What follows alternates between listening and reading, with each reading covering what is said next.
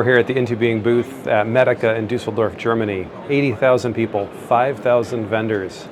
And with major changes coming to U.S. economic policy, the U.S. FDA's adoption of 1345 coming in 2026, and the continued delays to MDR in Europe that we've heard a lot about here on the ground in Germany. We caught up with three of our colleagues here at the show to get their impressions on these three different topics.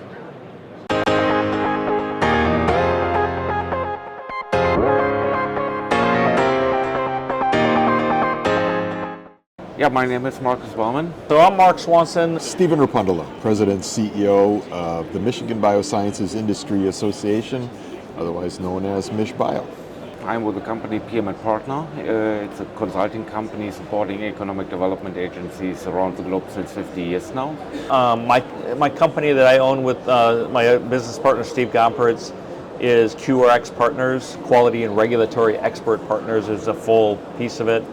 We are working here since over 10 years with the Right Place, Western Michigan, and conducting meetings with companies from Europe having interest expanding into the United States, helping them take all the challenges, hurdles, whatever they face, starting from FDA approval via finding office space, setting up the company, finding workforce, guiding them through the whole process. And so we're into quality management systems and regulatory consulting services, helping people get through the processes with the FDA. And our focus is really small to medium size and really startup companies because we want to bring that expertise that the large companies take for granted to those small, medium, and startup companies. Cool. So to help them focus on building their own business so they don't have to worry about the quality and regulatory side of things. Here at the Michigan, State of Michigan, Michigan Economic Development Corporation booth during the annual MEDICA 2024 trade fair, representing the interests of Michigan's vast and robust medtech industry.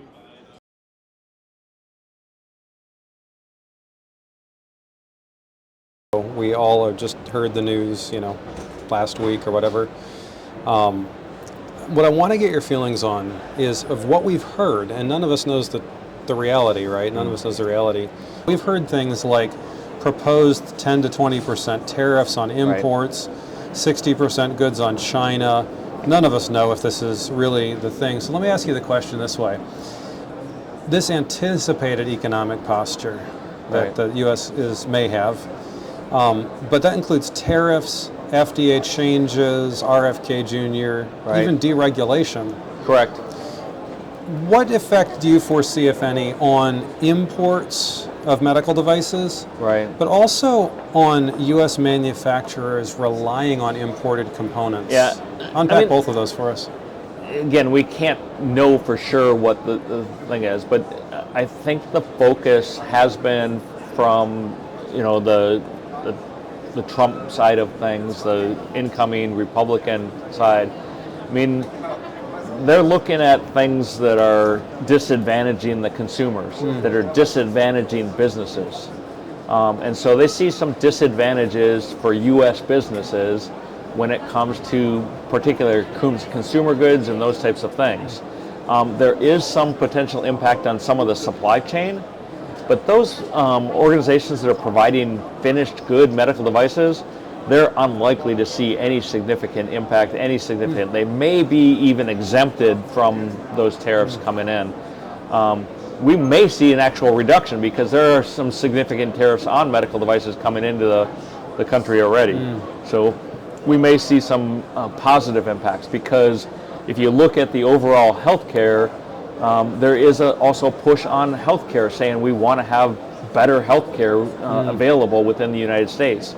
And so that would tend to be, focusing on lower tariffs.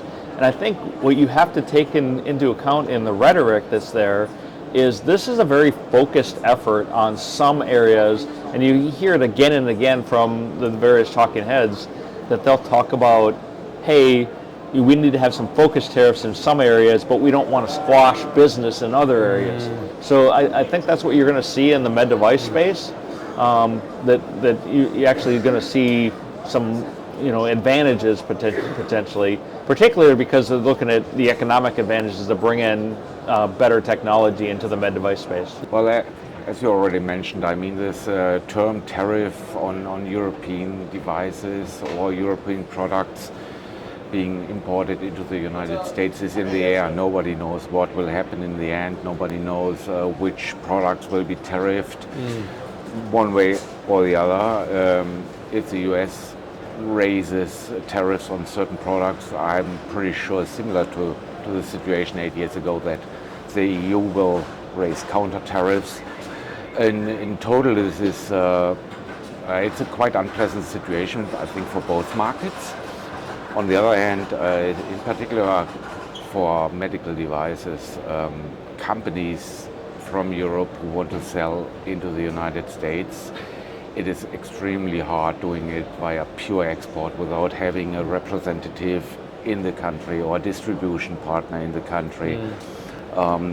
Dealing with it directly from Europe is, in my opinion, really tough business.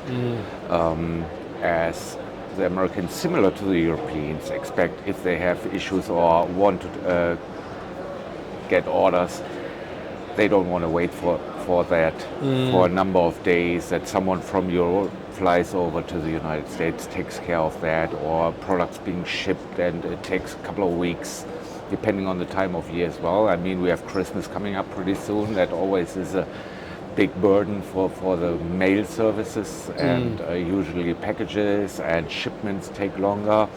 We have seen it in the past with COVID, a shortage in containers, ports have been shut down, supply chain has been interrupted, and therefore ideal situation is always having someone on the ground. I mean, we are here at MEDICA, majority of companies exhibiting here is small, medium-sized companies.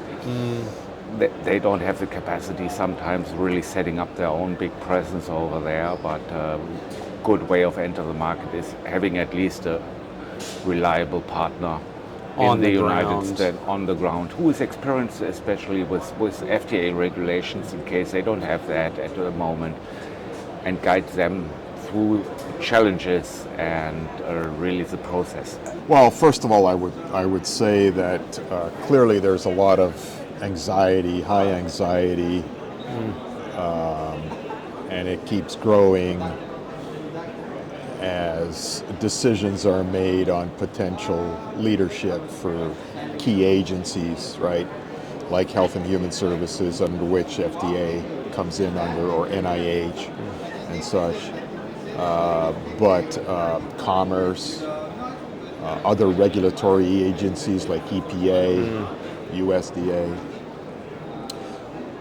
But I think at the moment, I would say it's probably too early to tell how disruptive things may turn out to be. I think there's no question that there will be disruption, some of which, quite frankly, may not be a bad idea, right? These big bureaucratic agencies have a tendency over long periods of time to get a little stale in their thinking and so forth. So, disruption is not inherently bad, but I think many out there are predicting that this is going to be far more than is needed, and so. But it remains to be seen what priorities any new agency leadership will bring, how that's going to jive with the Trump administration, how that's going to jive with the political side of things in terms of Congress. It just seemingly just got settled that both chambers are being led by Republicans in the majority. So that doesn't give them a carte blanche, but it certainly makes it easier that both chambers are in Republican hands. But as we've seen in prior sessions, there's a lot of varied viewpoints just within the Republican Party that may not allow for certain priorities to move forward. So that's what I mean. I think it's too early to tell. We'll see who actually gets into those agency roles. Some may fail upon confirmation. You have a Senate leadership that is probably more establishment. How's that going to run counter to Trump's priorities? So there's a lot that remains to be seen. Well, here's a question for you. What do you think do you see any mitigations with this uncertainty that's upcoming with the new administration? Do you see any mitigations, like as you talk to clients, I guess U.S. clients or European clients, what kinds of things are you telling them to do to mitigate, to prepare, to be ready? Well, first of all, it's most important that they are aware about the product, and they should have at least an idea, is there a market for my product? If not, market analysis, market survey is already highly recommended before they enter the whole process, selling and distributing into the United States. That should be taken care of. Then, of course, they should be aware what class in FDA approval they need, and they definitely should count in that it takes time, it takes money, it takes resources really applying for FDAs. So we always recommend them to join forces with a specialized company who is already in this business and really get in contact with them, find out timeline, pricing, as well as how many resources do we need. Do your homework. I mean, the other way around, American companies who are looking into Europe, we always say, well, do you have the certifications in place? If they say, yeah, I like to double check that, because sometimes there's a CE mark missing or whatever, and that definitely prevents you from stepping into the market. Another way probably would be like doing white labeling and let the final customer who labels the products do the whole work and application and all that. That would be another way to work around this process. I mean, you always have to have a business aspect of this, right? And understand how the business is working well. I think there's going to be, because of those potential tariffs down the supply chain, there's probably going to be some push to bring some onshoring, some bringing the supply chain back closer to the United States. I think that push has been already there because of COVID and the difficulties that happened in moving goods across the world. That we've seen a lot of onshoring of the supply chain. I think you're going to continue to see that in the political climate, and so, I mean, my advice to most companies is, keep your supply chain short, close to you, that it's under control, and only source those things from the other side of the world, so to speak, from China, Malaysia, and those types of things, where it makes sense. Things like batteries, some of the chips and that kind of stuff still get sourced from there, and that makes sense. The other commodities can be closer to home. Look, I think any company of any size, especially the small to mid-size companies, should be paying very close attention to what's going on in Congress and from a policy standpoint. And in particular, since they typically don't have the internal wherewithals to do government relations and whatnot, it's important that they either be part of or work closely with organizations either at the national level or at the state level, like a MISBio, to be aware and informed of these different issues and what's coming out. And then not only speak up, but also have to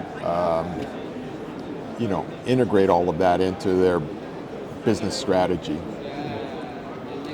I think it would be wise for companies all to be reevaluating their near-term and their long-term business strategy, which would include things like supply chain. And I think, and I think we've seen evidence of that, the need or the priority of shortening the supply chain.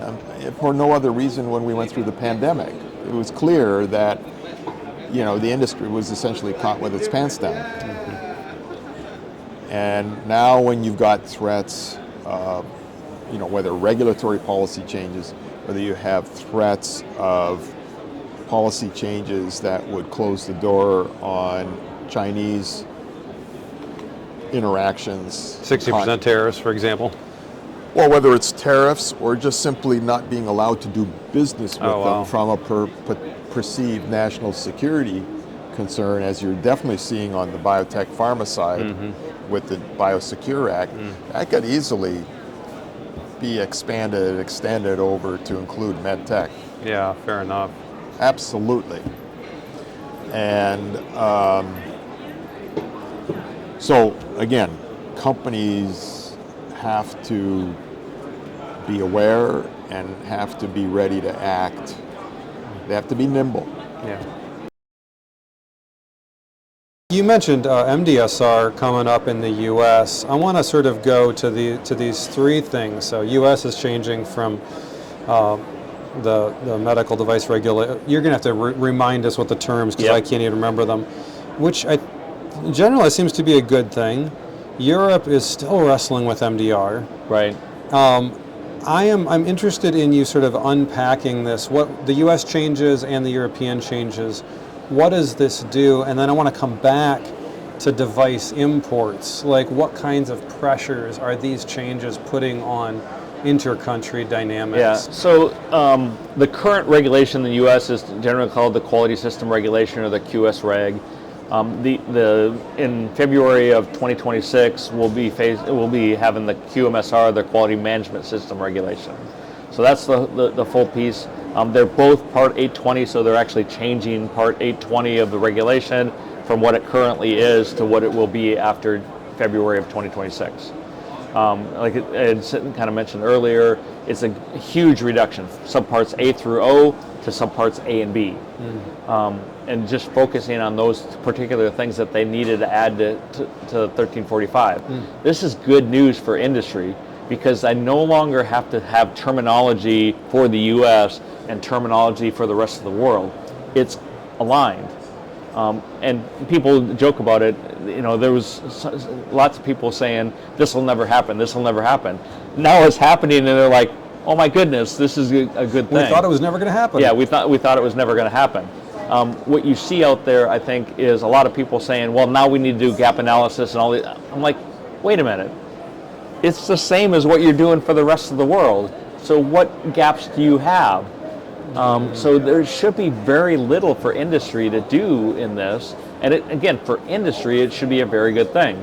On the flip side, when you turn that for FDA, there's a lot of work that they have to do. And a lot of new stuff. Because they had written all of their inspection and what's called QSIT, the Quality System Inspection Technique, was all written around 820 and the various parts of 21 CFR. All right, now we got to change that. So there's a lot of administrative work, the background work, all of that stuff. Has that has QSIT changed yet? It will. It has not yet changed because, again, until February 2026, QSIT is still the inspection technique that they'll be using. There's no other transition. It's a single day. It goes from, QSIT to whatever's after QSIT on that day. And that's why FDA has to have this transition time. And when they in the draft rule, it was set as 1 year. In the final rule, it's set as a 2-year transition. Because FDA needed that time. This was not an industry thing. Industry doesn't really need the time. They've already been doing 13485. And there's no significant modifications to 1345. The extra parts of it are just simply around details on record keeping. So complaint records and service records needed some additional detail to them. That's in subpart B. And then the other part of subpart B is the labeling. U.S. labeling has always been a little bit different and will continue to be just slightly different. Slightly different. To meet the regulations for unique device identifiers, UDI, and the other U.S. terminology that's used by the medical community to make sure that that's aligned. So, Wow. I mean, it's just those couple of little things, and what they're really doing is adding some detail that 1345 does not have in it in those additional subparts. Which you seem to think is useful detail. Yeah, it's Okay. very useful detail. It'll help again, the medical device companies know what the medical users need on their labeling, what you need to keep as far as complaint records, because that detail's not in the standard. Yeah. We've been here at the show for the last 2 days. We're on day 3 of the show, and you've, I'm sure, heard a lot of people coming by the booth over there where you are. What are people saying about MDR? We heard the news, I think, a week ago that things are getting pushed out again. What impact is that having on the European market, the average European medical device company? It has quite an impact, and it takes away quite some resources the companies would love to use in a different way in the company. But the MDR is getting really complicated. So up to a couple of years, FDA was always like this huge, big thing, and we don't want to deal with FDA and all that. And now the Europeans in particular say, no, we have to deal with MDR, which is even worse in their opinion. I mean, we had a pretty good program in place with certifications and all that completely got replaced. And it is still in the works. The whole MDR regulation is still not finalized yet, and of course that is really challenging for the companies having the main market here in Europe. I think that they're really just going to start seeing the impact this next year because they've still been in their transition period, and they really haven't had the actual cutoff from the medical device directives. That started now in October. They're going to see this in the next year. What I'm hearing from the colleagues over here, they're starting to see device shortages. They're starting to see unavailable product. All of those types of things that we told them was going to happen when the bar was raised. And so the clinical evidence planning, the clinical evidence report stuff that's required as part of EU MDR is having a significant impact. Companies are having to invest $20,000, $30,000 just to get that done, and then they look at the revenue that they have from that particular product, like, is this worth it? Yeah. And to know that they have to do it every 2 years or every 3 years or even every year, they're like, why would we keep this? If they do keep their product on the market, what the other side of what they're seeing here is their prices are going up. And so because they have the more socialized medicine, that means their government costs are going up. And so if the government isn't willing to pay those things, then again, devices won't be available. And so this is all of the pressures that's coming together, that they're going to have a lot of products that they currently have on the market that won't be available next year. Wow. And so that's what we're hearing pretty much overall. Now, of course, on the other side, when I go to conferences, the European regulators are trying to combat that. And so they've started to say that, companies need to tell the European regulators if they're pulling their product off the market. And they start deeming some of them critical products. And so they'll do something about that then, presumably. We'll see what's yet to come. I think there's a lot of, again, people trying to navigate when you have these different political pressures, trying to navigate and understand what that means for them. I mean, small companies are the biggest ones impacted. The large companies, they can pay the money. They can have the people on staff that can do clinical evidence and plans and reports. The small companies can't afford that. So I think you're also, in what I'm again hearing, the small companies aren't going to be on the market in Europe. And for my clients, and what I start hearing is they're focused on, in the design and development, I'm going to the U.S. market. Tell me what the U.S. regulatory pathway is. And the fact of the matter is, again, if you're looking at 1345 certification, you're paying $20,000, $30,000 to a notified body. Yeah. In addition, then you're paying another $20,000 for the product, technical file review. That's a lot of money to invest. Whereas if you come to the U.S. market, there's no formal technical file review unless you're making your submission. But if you're a small business, I can make a submission to the FDA for $6,000. That looks a lot more attractive than trying to come to... You put it in some really interesting terms there. So I got Yeah. $45,000 that I've got to pay to get on the market in Europe, and just from a raw cost standpoint, I've got $6,000. And in Europe, you're looking 12, 18, 24 months, whereas the 510K process, they put it as 90 days. We tell all of our clients 4 to 6 months. Sure, yep. But 4 to 6 months is still a heck of a lot shorter than that 12 to 18 months or 24 months if you're coming to Europe. Once you submit in Europe these days, it's 12 to 18 months. Yeah. Wow. Wow, Mark. It's significant. Yeah, it's well phrased. And you know, again, for small companies, when they have the VC firms and those types of, they're trying to get to a revenue point, right? Mm-hmm. And if they can get to a revenue point on the very large market in the U.S., before they can get on the market in the Europe, which it used to be flipped around, right? In the legacy years, 5 years ago, 7 years ago, everybody would come to the market in Europe first because it was so much easier to get on the market.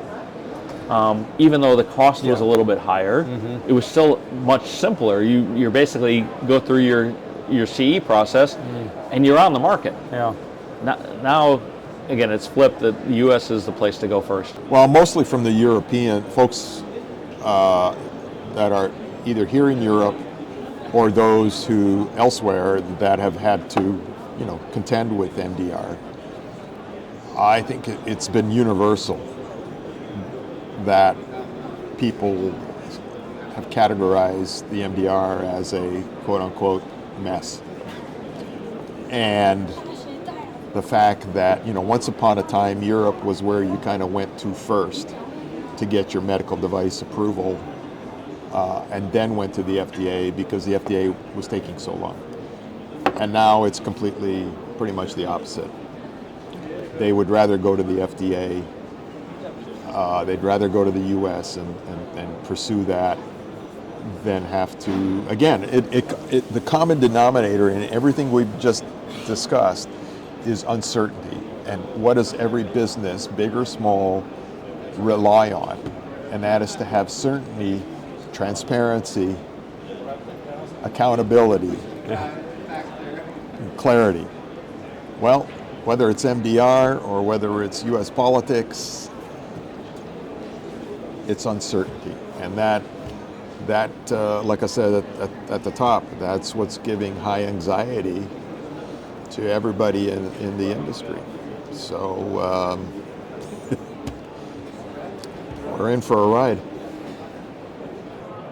So I think my 3 key takeaways are the uncertainty is massive right now. So what it means is focus on those fundamentals. Make sure that you know what your business is and what it's doing so that when a test case comes along, you can run it quickly and know what the effect on your business might be, because things are changing on the ground very quickly, both in the US and in Europe. And in addition to that, get those supply chains short. Get them as short as you can. That's always been good advice ever since the pandemic, as Stephen said. But it's something that we want to definitely focus on.